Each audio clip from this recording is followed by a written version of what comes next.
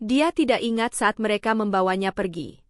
Yang tersisa dalam ingatannya hanyalah suara kering sepatu bot di lantai batu dan angin dingin yang menusuk, seolah dunia sendiri berhenti bernapas. Dia sadar ketika sudah berada di atas gerobak, dilemparkan ke jerami kotor dengan tangan terikat dan rasa pahit tanah kering di mulutnya. Tubuhnya menggigil karena demam. Tulang-tulangnya menonjol begitu tajam di bawah kulit, sehingga bahkan jiwa pun tidak punya tempat untuk bersembunyi. Dia mendengar, dan apa yang didengarnya akhirnya merampas seluruh kekuatannya. Dia tidak berteriak dan tidak menangis. Sepertinya dia sudah lama lupa bagaimana melakukannya. Dia hanya berbaring, menatap langit, sementara matahari membakar matanya, seolah mengejek ketidakberdayanya. Begitulah dia diseret seperti wabah, seperti penyakit hidup, ke pemukiman terpencil di utara, tersembunyi di antara padang rumput dan bukit di suatu tempat di balik Ural. Tempat itu bernama Suhu Yar, komunitas terpencil yang setengah terbengkalai, tempat mereka membuang orang-orang yang tidak ingin diingat. Para tentara menyerahkannya seperti menyerahkan beban yang tidak diinginkan.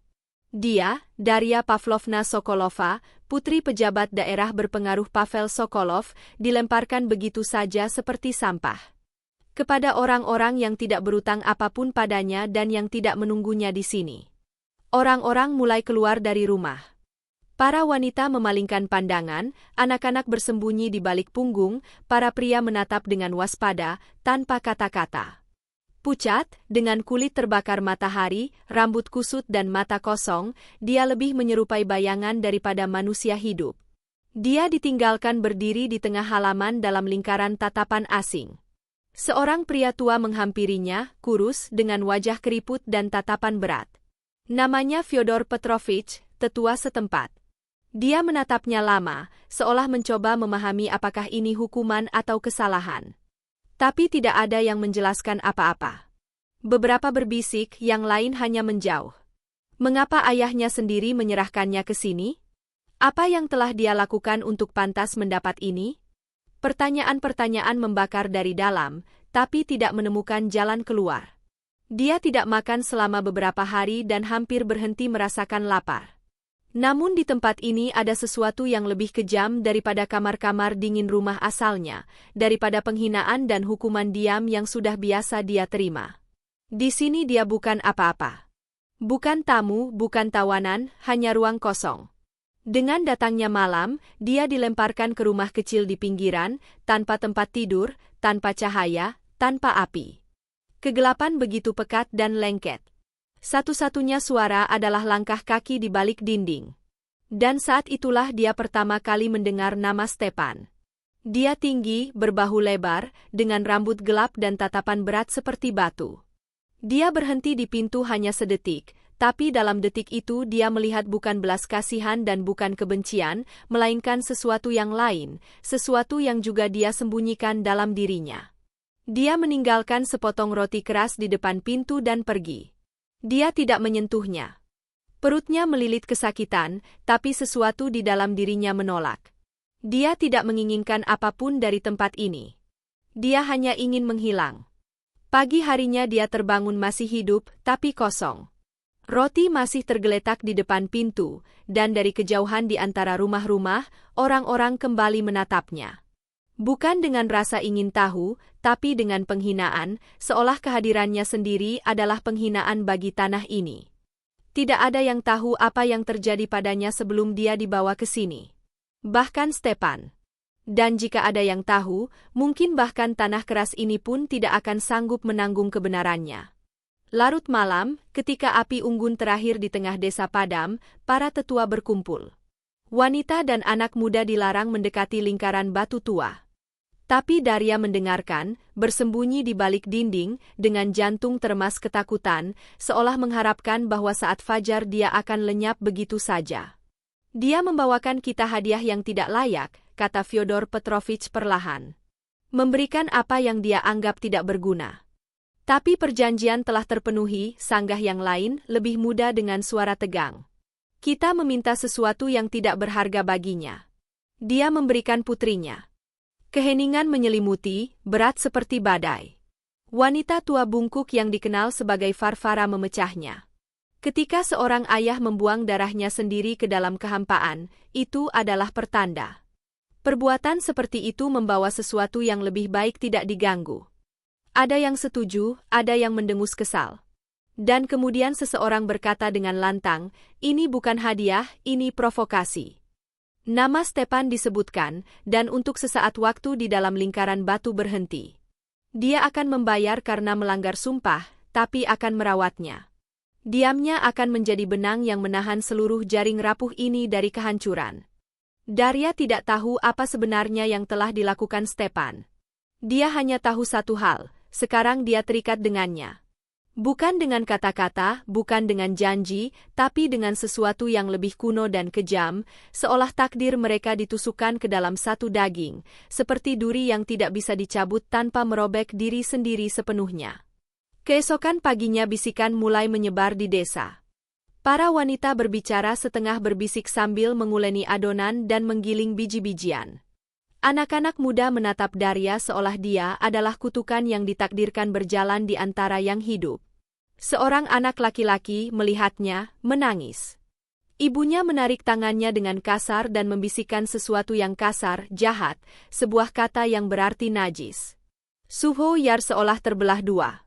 Beberapa percaya bahwa kemunculannya akan membawa malapetaka, yang lain berbisik bahwa sesuatu yang membalas dendam telah bersemayam di dalam dirinya, sesuatu yang tidak bisa dipahami maupun diusir. Tapi semua tanpa kecuali berusaha menjaga jarak. Semua, kecuali Stepan. Dia datang setiap hari, selalu di waktu yang sama, tanpa kata-kata, tanpa gerakan berlebihan. Meninggalkan sesuatu yang sederhana di depan pintu rumahnya, sepotong ikan segar, akar panggang, kadang bunga liar kering. Dan pergi, tanpa menoleh. Daria tidak mengambil apapun. Di dalam dirinya seolah ada suara keras kepala yang berbunyi. Jika menerima ini, berarti mengakui bahwa dia masih hidup. Dan dia tidak lagi ingin hidup, sampai suatu malam langit menjadi gelap seperti darah tua yang terserap ke dalam tanah. Dari kejauhan terdengar nyanyian, teredam, mengalun, seolah ruang itu sendiri bergema. Itu adalah suara Stepan. Dia berdiri di tepi jurang sendirian. Mata tertutup, tangan terangkat, seolah dia berbicara bukan kepada manusia, tapi kepada sesuatu yang jauh lebih tinggi dan lebih kuno. Nyanyian itu sedih, hampir seperti doa. Daria mengamati dari bayang-bayang, dan saat itu dia mengerti, dia bukan pengawas, bukan algojo. Dia juga tawanan, terkurung di dalam kesalahannya sendiri, kesalahan yang belum dia ketahui, tapi yang entah bagaimana mengikat mereka. Dia pergi tanpa membiarkannya menyadari kehadirannya, dan untuk pertama kalinya memakan apa yang dia tinggalkan pagi itu. Perlahan, dengan rasa bersalah dan dengan kelaparan, bukan hanya kelaparan tubuh, tapi kelaparan yang tidak punya nama. Nama Stepan di desa terdengar semakin sering. Selalu terkendali, selalu waspada.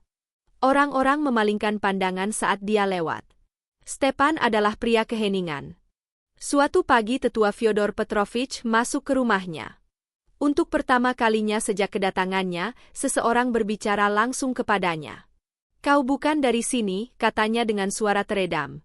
"Tapi kau di sini dan kau akan tinggal di sini." Dia berhenti sejenak. "Stepan bertanggung jawab atasmu. Jangan bertanya." Dia tidak membantah. Tidak ada kekuatan, tapi pikirannya untuk pertama kalinya mulai ingin tahu. Hari itu juga Stepan masuk ke dalam. Untuk pertama kalinya melangkahi ambang pintu. Dia duduk di sampingnya, menjaga jarak di antara mereka, meletakkan mangkuk air, kain lap, dan dengan hati-hati mulai mengelap tangannya. Kulitnya pecah-pecah karena angin kering. Dan saat itulah Daria melihat bekas luka. 2 bekas panjang dan dalam di punggungnya. Bukan hukuman kebetulan. Dia berbicara untuk pertama kalinya.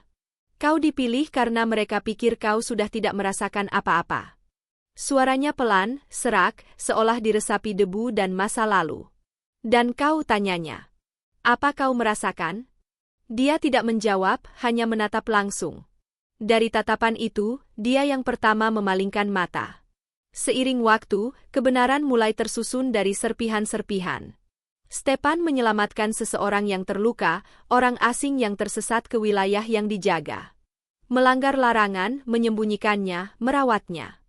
Itu hampir mengorbankan nyawa 2 anak. Mereka ditangkap oleh orang-orang bersenjata yang mencari pelarian itu. Stepan dihukum dengan cambukan. Dia dicabut haknya untuk memimpin perburuan, dilarang berpartisipasi dalam ritual. Dia tetap hidup, tapi terputus dari kebanggaan. Dan sekarang, seolah itu belum cukup, dia diberi tanggung jawab atas dirinya, kesalahan yang hidup. Tidak ada yang tahu bahwa mereka berdua adalah kesalahan, hanya berbeda. Malam itu Darya tidak tidur. Dia duduk, menatap tangannya sementara dia tidur di luar. Tangan besar, kapalan, penuh luka. Satu-satunya jangkar yang menahannya di dunia ini. Dia dihukum karena belas kasihan, dia dihukum karena mencintai seseorang yang tidak boleh dicintai. Dmitri. Nama yang masih membakar di dalam. Tapi sekarang di Suhoyar ada nama lain. Nama yang membakar dengan cara berbeda. Stepan. Dan semakin banyak Darya mengetahui tentangnya, semakin kuat dia merasakan. Mungkin, hanya mungkin, masih ada sesuatu dalam dirinya yang layak diselamatkan. Di Suhoyar waktu mengalir berbeda.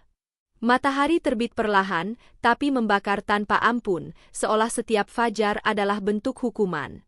Malam-malam sunyi, hanya terganggu oleh suara serangga dan nyanyian teredam dari kejauhan.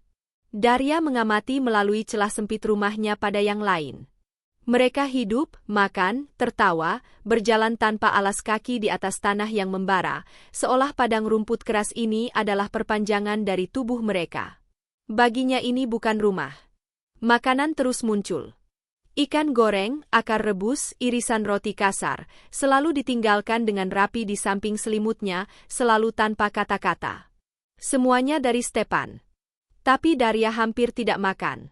Dia tidak membujuk, tidak marah, hanya meninggalkan dan pergi. Pada hari ketiga, bersama makanan muncul bunga, kecil, cerah, dengan tangkai tipis melengkung. Darya tidak menyentuhnya, tapi juga tidak membuangnya. Para wanita desa mulai menatapnya dengan cara berbeda. Itu bukan belas kasihan, lebih seperti campuran ketakutan dan jijik. Salah satu wanita tua dengan kulit seperti kulit kayu kering lewat dan bergumam sesuatu melalui gigi. Stepan mendengar dan untuk pertama kalinya berbicara dengan lantang, tajam, singkat. Darya tidak mengerti kata-katanya, tapi merasakan bagaimana perhatian menebal. Anak-anak terdiam, orang dewasa berhenti. Setelah itu tidak ada lagi yang mendekatinya. Kadang larut malam terdengar tawa pelan dari luar. Kata-kata cepat, bisikan, ejekan. Tidak perlu memahami bahasanya. Nada bicara sudah menjelaskan segalanya. Suatu kali dia mendengar tangisan anak. Ibunya menariknya dengan kasar dan berbisik marah, menunjuk ke arahnya, "Diam, atau dia akan membawamu." Darya menjadi hantu di antara yang hidup. Stepan menjaga jarak, tapi dia selalu merasakan ketika dia ada di dekatnya. Kadang dia mengusap rambutnya, seolah lelah memikul beban yang dia jadi untuknya, sampai suatu sore dia jatuh. Itu terjadi tiba-tiba. Dia berdiri untuk keluar, dan dunia berputar. Lututnya tertekuk, mulutnya kering, kulitnya terbakar api, dan kegelapan menutupinya seketika. Dia sadar karena kehangatan. Daun-daun basah tergeletak di dadanya.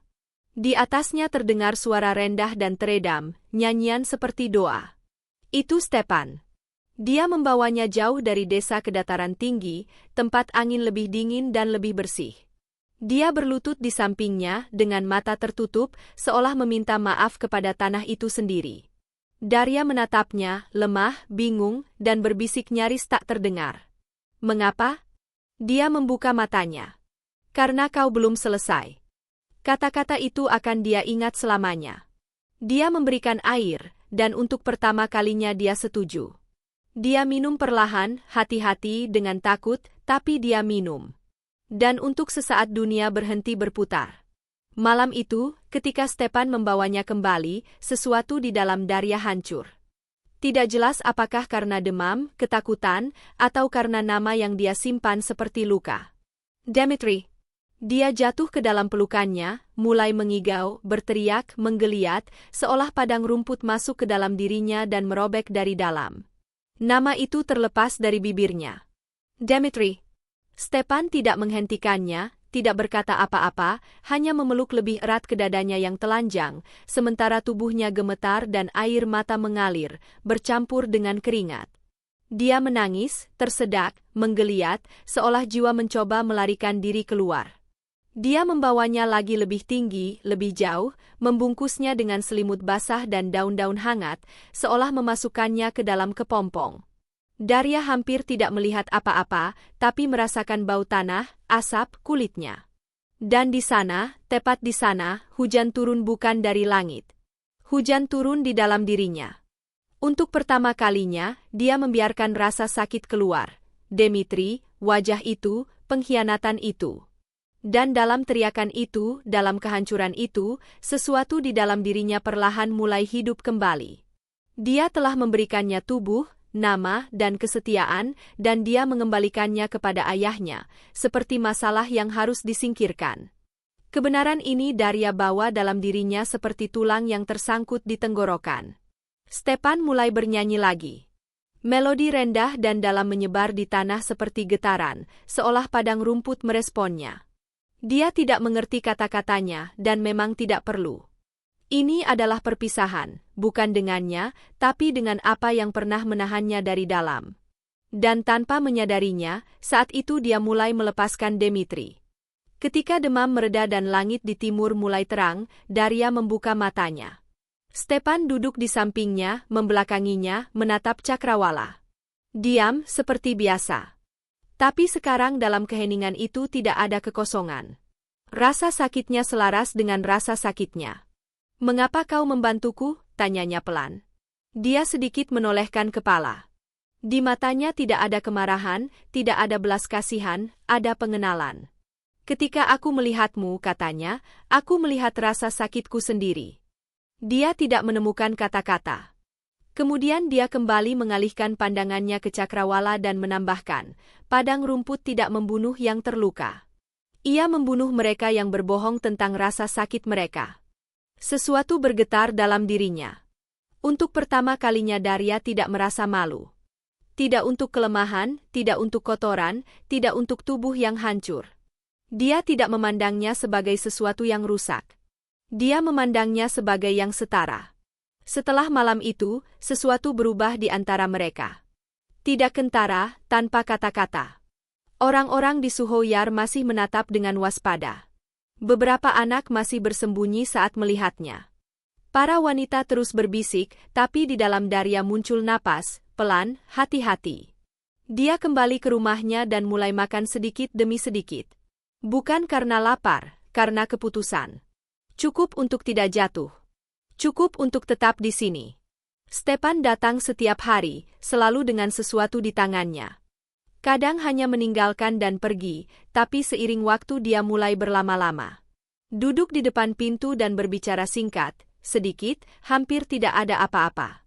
Suatu hari dia bercerita tentang ibunya. "Ibuku meninggal saat aku lahir," katanya. "Dia dari kota. Melarikan diri ke sini bersama ayahku." Daria menatapnya dengan terkejut. Dia tidak pernah berbicara tentang kota. Dia dimakamkan jauh, tidak diizinkan bahkan untuk berbaring bersama orang-orang kita. Dia mengusap jarinya di bekas luka di lengannya. Kulit di sana lebih kasar, lebih gelap. Mereka bilang aku setengah orang asing. Kesalahan yang bernapas. Aku tidak pernah punya tempat, tidak di sini, tidak di sana. Dia berbicara dengan tenang, tanpa kemarahan. Tenggorokan Daria tercekat. "Mengapa kau tidak pergi?" tanyanya. Untuk pertama kalinya malam itu dia menatap langsung kepadanya. "Karena padang rumput mengenalku dan aku mengenalnya." Dia berhenti sejenak. "Di sini aku tahu di mana batu-batu menyakitkan." Dia tidak menjawab. Beberapa menit kemudian, masih menatap api, dia berbisik, "Kau yang pertama tidak mengasihaniku." Dia menutup matanya. Itulah segalanya. Dan dalam kata-kata itu Daria memahami yang utama. Untuk pertama kalinya dalam berbulan-bulan seseorang melihatnya bukan sebagai korban dan bukan sebagai ancaman, tapi sebagai yang hidup. Keesokan harinya Stepan membawanya ke sungai. Arusnya tenang, rata, seolah air tahu bagaimana membawa pergi bukan hanya debu, tapi juga waktu. Daria duduk di batu hangat dan lama memandang bagaimana aliran meluncur melewatinya, tanpa menoleh ke belakang. Stepan menjauh ke samping, tapi tetap dekat, tidak mengontrol, tidak mendorong. Dia memberinya ruang dan pilihan. Dia perlahan menurunkan tangannya ke air, lalu membasuh wajah, bahu, kaki. Menatap bayangannya, kurus, berubah, dan untuk pertama kalinya tidak merasakan kebencian. Perasaan itu nyaris tak terlihat, seperti hujan pertama setelah kemarau panjang. Tapi gurun berubah justru seperti itu. Dan dia juga. Segera hujan datang. Sedikit, tapi cukup untuk melunakkan tanah dan memberi kehidupan pada bunga-bunga kecil di antara batu-batu yang retak. Suhu Yar tiba-tiba tertutup kehijauan yang malu-malu. Angin berhenti menjadi sekadar debu. Ia membawa bau tanah basah dan pertumbuhan. Dan tubuh Daria mulai merespons. Dia masih makan sedikit, tapi sudah dengan keinginan. Mengunyah perlahan, penuh perhatian, seolah belajar hidup kembali. Kulit mendapat warna, tangan berhenti gemetar. Para wanita awalnya memanggilnya karena sopan santun, kemudian karena rasa ingin tahu. Dia belajar menjahit bersama mereka, jahitan sederhana, rata, kuat. Mereka memperbaiki pakaian, menambal selimut. Para wanita tertawa di antara mereka sendiri, bukan menertawakannya, dan tidak lagi menghindarinya. Daria mulai tersenyum. Awalnya jarang, kemudian lebih sering. Anak-anak mulai tertawa di dekatnya, tanpa takut.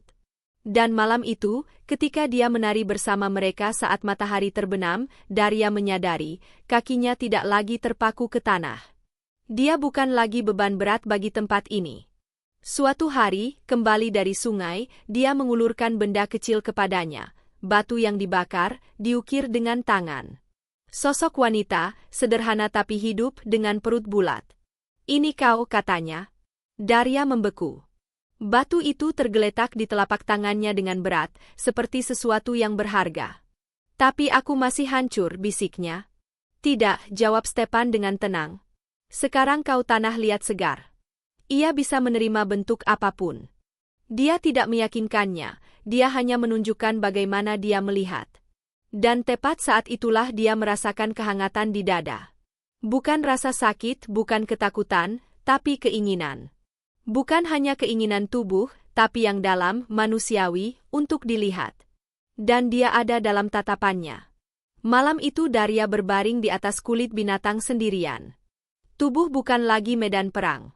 Ia menjadi tanah yang mampu menerima benih. Dia menutup mata dengan damai dan dengan kehausan tenang yang tidak menakutkan. Malam terpanas musim panas turun ke padang rumput seperti selimut api. Jantung berdetak bukan untuk melarikan diri. Ia berdetak ke arahnya. Dia bangkit dengan tenang, berjalan melewati desa seperti bayangan. Tidak ada yang terjaga. Hanya angin berbisik di antara rumah-rumah, membawa rahasia. Berhenti di depan rumahnya, dia mengangkat tangan, tidak mengetuk, tidak memanggil, hanya menunggu. Dan dia tahu, dia tidak tidur. Kain bergerak. Stepan duduk di dalam dengan mata terbuka, seolah menunggu. Mereka tidak mengucapkan sepatah kata pun. Daria masuk. Bau kayu, tanah, dan kulit menyelimutinya. Dari api di luar, siluetnya jelas, kuat, penuh perhatian. Dia berdiri di hadapannya, gemetar karena takut. Stepan perlahan bangkit. Tinggi, tenang. Tatapannya bertemu dengan tatapannya tanpa terburu-buru, tanpa tekanan. Dan dalam keheningan itu ada lebih banyak makna daripada kata-kata apapun. Dalam tatapannya tidak ada desakan, tidak ada janji. Tapi ada seluruh dunia, lelah, meminta perlindungan.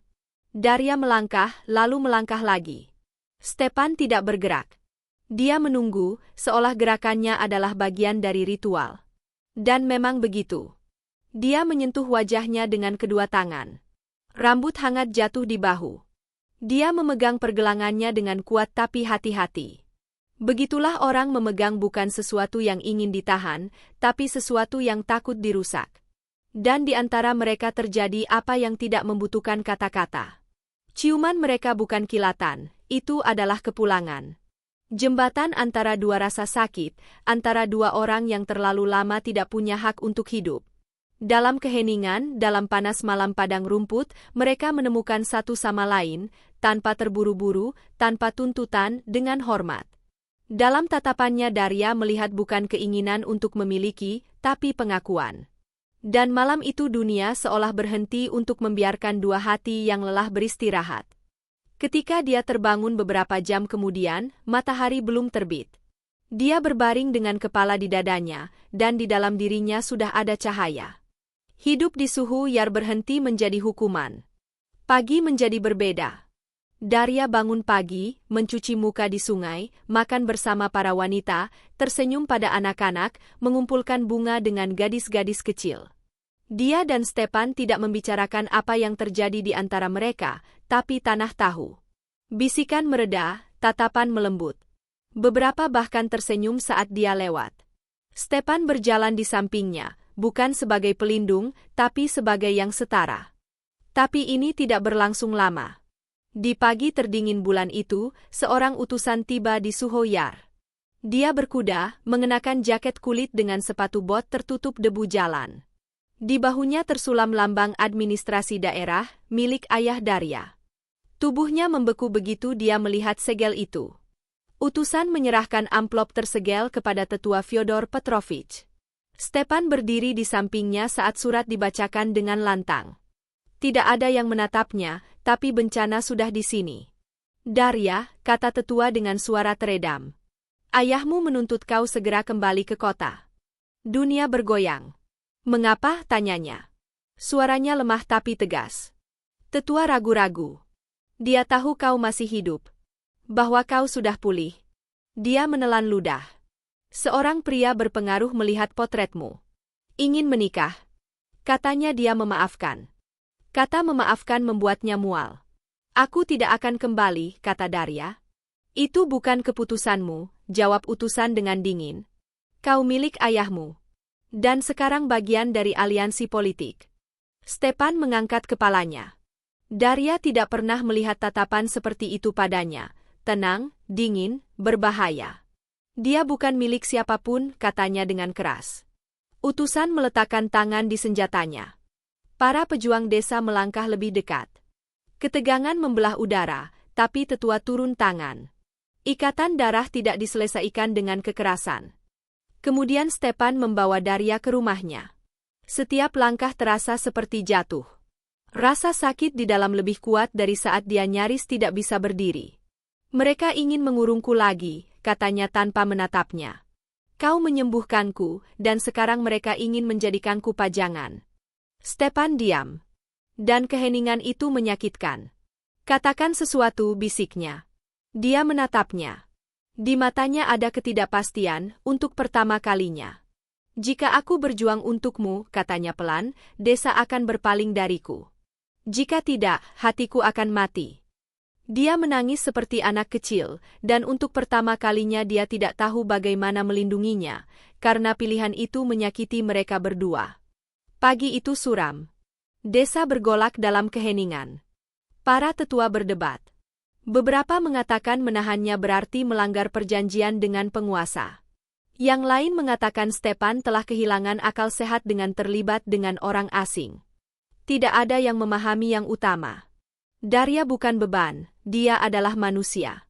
Dan sekarang pertanyaannya bukan apakah dia akan kembali ke kota, tapi apakah ada yang berani lagi merampas haknya untuk menjadi dirinya sendiri. Ketika orang-orang dari kota datang ke desa, bersenjata, dengan perintah tertulis dan bertanda tangan, bahkan para pejuang tidak berani membantah. Kata gubernur ternyata lebih penting daripada darah seorang wanita yang beberapa bulan lalu tidak diinginkan siapapun. Dia dibawa dengan paksa, tangan diikat. Stepan muncul di tengah desa. Tinjunya terkepal, wajahnya keras, mata berkobar. Jangan sentuh dia, katanya kepada salah satu tentara. Tapi sudah terlambat. Dia diseret ke arah kuda, seperti barang yang hilang. Para wanita menangis, beberapa karena takut, yang lain karena malu. Dia tidak menangis. Dia baru menangis ketika menoleh dan melihat Stepan berlutut, dengan tangan terbenam di pasir, seolah dia mencabut jantungnya sendiri dan melemparkannya ke tanah. Malam itu juga, dengan pergelangan tangan bengkak dan kaki berdarah, dia melarikan diri. Sendirian, tanpa makanan, tanpa arah. Dia berjalan melewati batu-batu, terluka oleh duri, menanggung gigitan serangga. Pakaiannya robek, kakinya gemetar, tapi dia terus berjalan, karena tubuhnya tahu jalan pulang.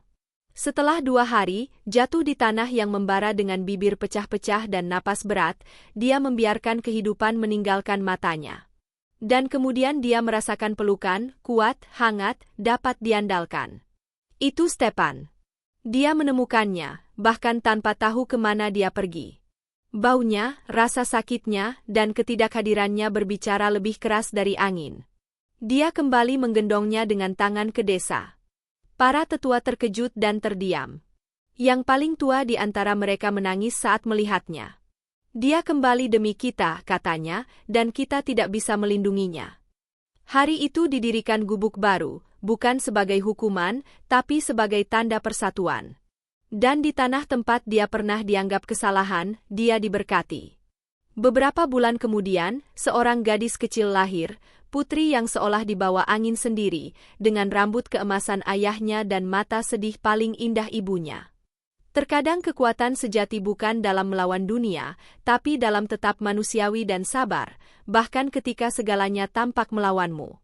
Cinta dan kepedulian dapat memulihkan bahkan hati yang hancur. Jika Anda menyukai cerita ini, berikan like dan subscribe agar tidak ketinggalan cerita menyentuh dan menginspirasi lainnya. Di sini setiap orang akan menemukan sesuatu untuk hati.